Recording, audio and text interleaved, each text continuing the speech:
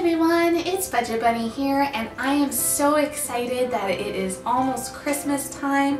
It's that magical time of the year where we hang up lights and decorate our Christmas trees, but a lot of the things that we do to decorate and make our homes feel more Christmassy are actually very dangerous to our pets. So today's video is going to be looking at holiday hazards that could be dangerous for your pets and how we can avoid these situations.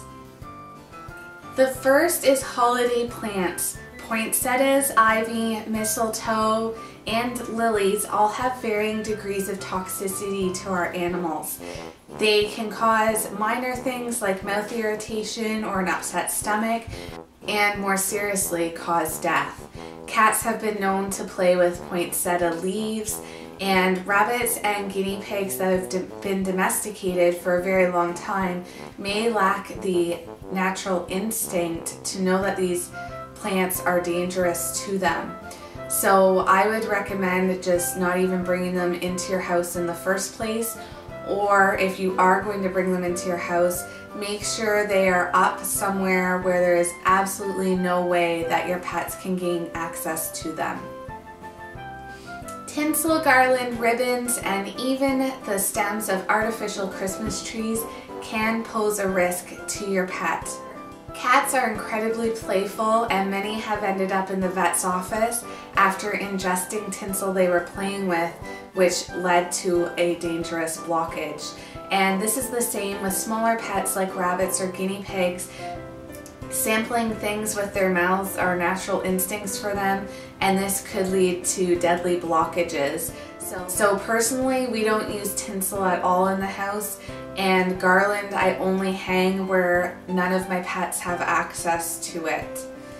Keeping ribbon away from your pets and blocking access to your Christmas tree are great ways to prevent any of these dangerous items from being ingested. Christmas lights add such a warm and cozy feeling to any room in the house. I love to decorate the pet room with Christmas lights as well as different areas in our home with them.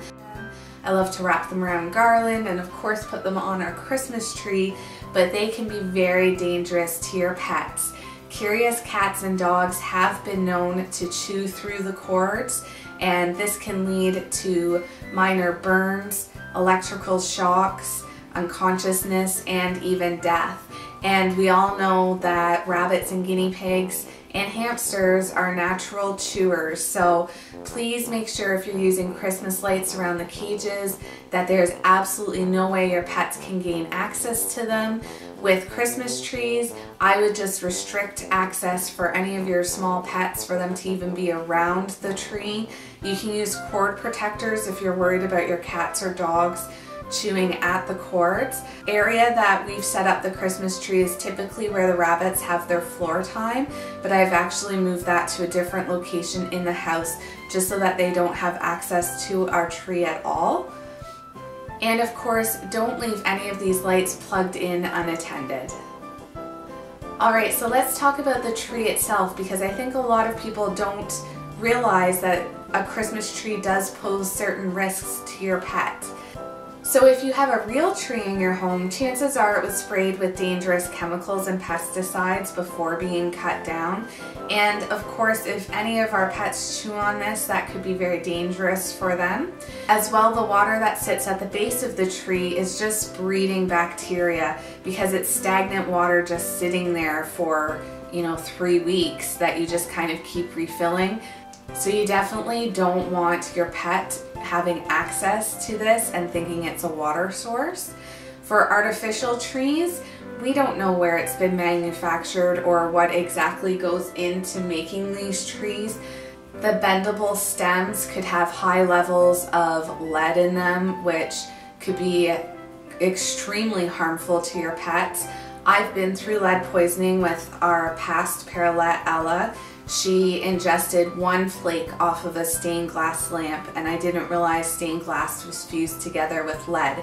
And within a day of ingesting that flake, she lost the ability to use her feet completely.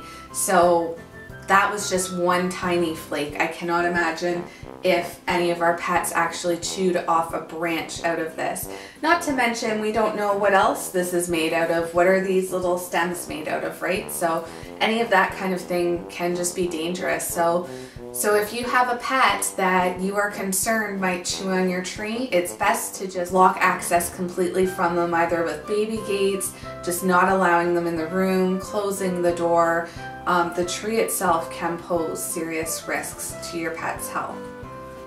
And you may not have a pet that wants to chew on the tree, but I think some of us have pets that might want to climb the tree. So it's always a good idea to tie your tree, especially if you have cats in the house, or, you know, like even my dogs, if one of them got behind the Christmas tree, they're big enough that trying to get out from under the tree, they might knock the tree over, and that could hurt one of them. It could cause ornaments to break as well, which again, they could step on and hurt themselves. So tying your tree is one of those things that's quick and easy to do, but can prevent a lot of unforeseen issues. And since I just mentioned ornaments, I will also say that we do not keep any of our breakable ornaments at the bottom of the tree. I only keep the plastic or stuffed ones down at the bottom. This is simply because I notice my cats playing with the ornaments all the time, and even a curious rabbit might reach into the tree and knock one of them off by mistake.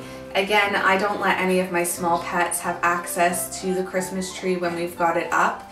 But if you have breakable ornaments near the bottom and they do get knocked off the tree, not only are you going to be upset because your precious ornaments are broken, but you know, if it breaks and you're not even here when it happens, you've got glass now on the floor that your pet could potentially step in and hurt themselves with.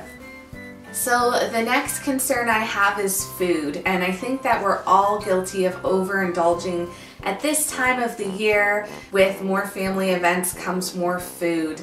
And food can be especially dangerous to your pet's health.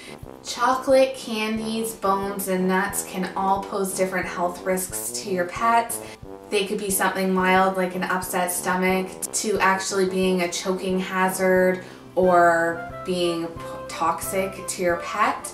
So even though it's a very busy time of the year, please do not leave, you know, chocolate boxes around. Keep your counters clear.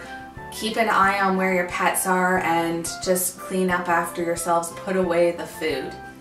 And finally, this time of year can really be noisy and stressful for your pets. Please make sure that when you're having family over that you've got a special area dedicated to your pets, that it can be a quiet retreat for them so they can go there if they're feeling stressed or overwhelmed about the busyness that's going on in the house.